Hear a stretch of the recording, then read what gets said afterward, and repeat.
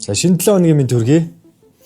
Өнөөдөр ажлын эхний 7 хоног энэ даваа гарагт улс төрд юу болоод өнгөрөө гэж. За нөгөө өнгөрсөн 7 хоногт нийслэлийн айхтар хуваагдал талцал. За тэгээд талцал гэхээсээ илүү хүч төрж орж ирээд нэгээ одоо давмгаалж байгаа ийм дүр зургийг бид харсан тийм ээ.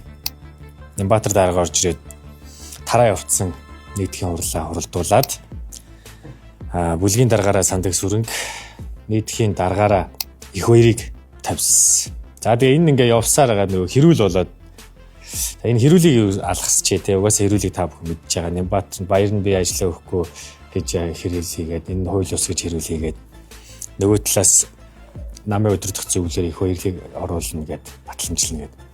За тэгсэн намын өдөртөх зөвлөл нь их хоёрыг батламжилжээ. Тэгээ ингээ их хоёрын нийслэлийн иргэдийн төлөөлөгчдийн хурлын албан ёсны дарга болж байна. Ингээ тамга тэмдэг гардаж аваа. За ингээ сандаг сүрэн дарга нь болж байна. Тэгээ энэ Нямбатрын явуулсан тэр ажиллагаа ерөөдөө амжилттай боллоо гэсэн үг. Тэгээд баяр мөнтэй эвлэрсэн. Одоо нөгөө хууль ус одоо Нямбатрыг огцроо гэгэм Нямбатраас өөр муу хүн байхгүй өстэй. Би Нямбатартай тэмцэн алан таална гэдээсэн нөгөө баяр чинь байхгүй буугаад өгсөн. Яага буугаад өгч өдөрдөх зөвлөлөөр нэг нь намын өдөрдөх зөвлөлөөр их хоёрыг дэмжээ гэд гараад ирсэн. Тэг ингээ намынхаа өдөөс угаасаа босч чадахгүй.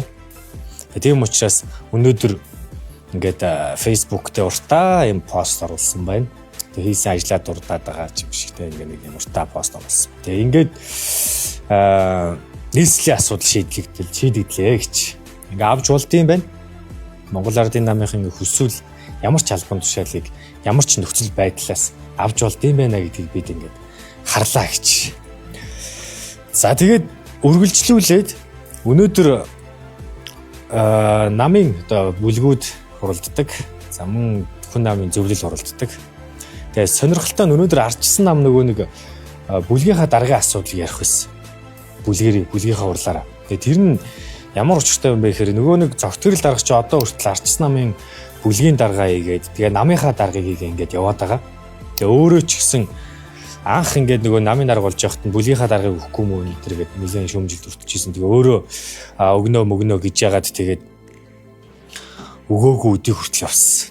Тэгээ саяхнаас ер нь би ингээд бүлгийнхаа даргаыг өгье гэж бодож байгаа. Тэгээд манай намынх ингээд өөртөө ингээд ер нь дотроо ярилцж байгаа тий. Тэгээ би ингээд намынхаа даргаыг зөвхөн хийгээд явъя гэсэн ийм зүйл ярьсан. Тэгээ өнөөдөр даваа гарагийн арсан намын бүлгийн хурлаараа бүлгийн даргын асуудлыг ярьсан. Өдөрдөх зөвлөлний ихэд хуралцсан. Өдөрдөх зөвлөлөөс Тэмүүжин, Дөвшин гэсэн хүмүүсийн нэр явагдсан. Бүлгийн дарга дээр. За тэгээ ерөнхийдөө араас нь ингээд нөгөө бүлгийн хурал орох байсан. Ерөнхийдөө ингээд байдлыг ингээд харж байхтай шүү дээ. Тэмүүжин дэмжсэн, олонхон дэмжсэн. 23, 4, гэлээ 21 байж байгаа сүүлд ингээд 3 гишүүн нэмэгдээд 24 болоод тий. Тэгээ бүлгийн хурал орсон. Бүлгийн хурал ороод бүлгийн хурал дээр улсын хурлын гишүүн бүрөвдөрж ер нь наад энэ бүлгийн дарга маргийнхаа асуудлыг хойшлуулъя. Хэдүүлээ одоо энэ 3 дахь дөрөвцний бодлогын хорооны хурлаа энэгээр генсек чинхлэн томилно. Чинхлэх юм уу эсвэл шинээр томилох юм уу ингээд генсекийн асуудлыг шийднэ. Тэгээ генсек шийдсэн хойноо энэ бүлгийнхаа даргын асуудлыг хилцье гэдэг санал гаргасан.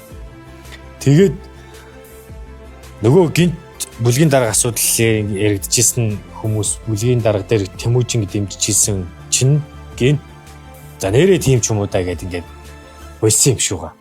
Санал хураага. Тэгээд за тэгээд ер нь юугаараа эх 7 хоногийн бүлгийнхаа хурлаараа хилцье. Одоо энэ 3 дахь өдөр хэдүүл ямарчсан нэг ерөнхий нарийн бичгийн дарга нэг жинхлэт хийгээд эсвэл шинээр сонгоох хийгээд тэгсэн юм шүү. Тэгээд бүлгийн даргын асуудал хойшлогдлоо.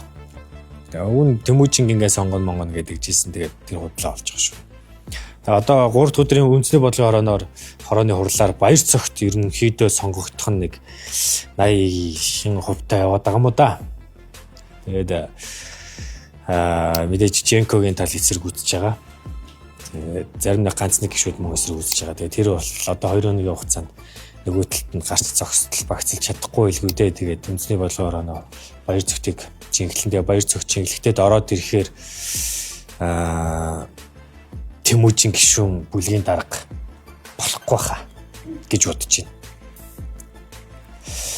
Тэгээд бүлгийн даргын асуудал дахиад өөр хүний нэр ингэж яригдчих эхэлнэ гэж. За ардчилсан намын нэг асуудал иймэрхүү зүйл болоод байгаа юм. Тэгээд 3 өдөр бүлгийн даргын ерөнхий нарийн бичгийн дарга хэн болохоос шалтгаалж ерөн цаатлын бүлгийн даргын асуудал яригдана гэсэн үг. За тэгсэн Монгол Ардын намын өнөөдөр хуралддаг. Монгол Ардын намын бүлэг өнөөдөр маш олон асуудлаар хуралдаж байгаа. Тэгээд ерөөсөө ганц гишүүнч аагаа гэсэн үг тэгээд ингээд тэнд хуралдаад өөрөөсөө хаалгааж хуралдсаар гаал дуусах шиг боллоо. Тэгээд Монгол Ардын намаас бол ямар нэгэн мэдээлэл тийм одоо юу хэлцэж байгаа, яах гэж байгаа талаар нь тийм шуум гарсангүй гэж. За тэгсэн яг энэ үеэр нөгөө нэг ордонд шилдэг татвар төлөгч аж ахуйн нэгжүүдэд ерхий сайд учрал шагнал гардуулсан. Тэгээд Эрдэнэс 5 Эрдэнэ төлөвлөр оюутлогоо гээл те нөгөө татвар төлөөд тэргүүн байранд ордог хэд тэргүүн байранд ороод шагналаа авсан. Тэгээд no surprise гэдэг одоо зарчим энэ үеэр гаргаж ирсэн. Тэгээд энэ яадаг зарчим юм бэ гэд гайхаад ороод харлаа. No surprise гэж одоо ямар зарчим юм бэ.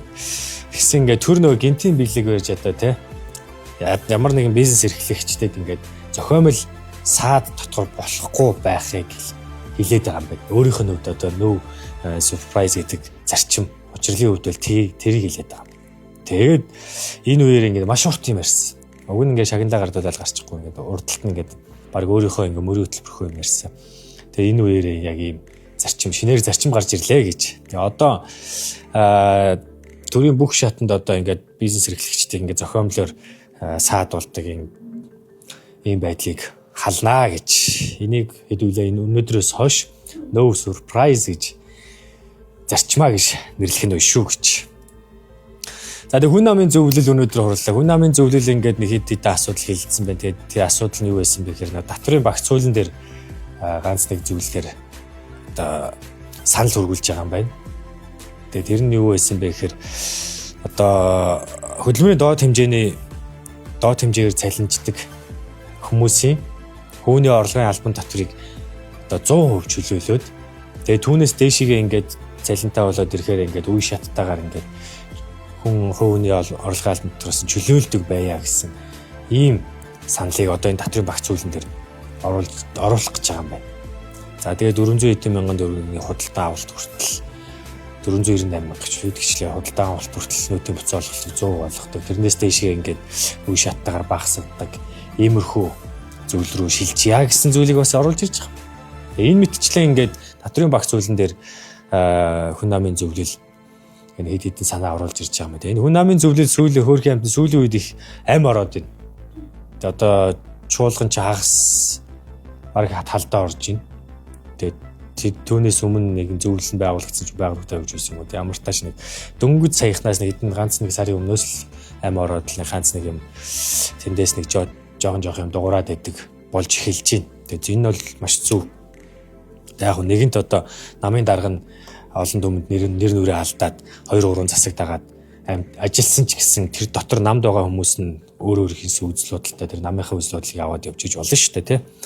Тэгээ иймэрхүү зүйл ярьлаа. Тэгээ нөгөө скутерийн одоо талаар мөн одоо санал хүсэлт судалгаа хийж байгаа юм байна. Тэр нь юу вэ гэхээр одоо нөгөө скутерийг машин замаар явуулаад байгаа шүү дээ. Нийслэлээс шинэ нөгөө журам гараад машин замаар явуулаад байгаа.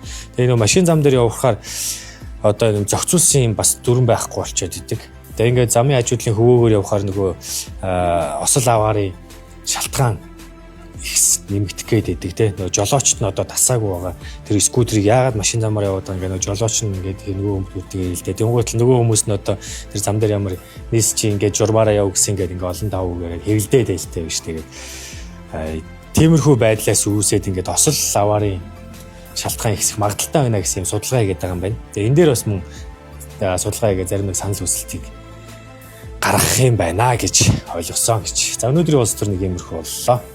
Анхаарал тавьсан баярлалаа. Маргааш нөгөөдөр улс төр төв болоод өнөө контент хийгээд уулзъя. За өнөөдөр улс төр ерөнхийдөө жоохон намж юм байла. Ардчилсан намын бүлгийн даргаад ямар нэгэн гадны хүчин нөлөө үүсэж хойшилсныг тооцвол өнөөдөр ерөнхийдөө улс төр намж юм байла гэж.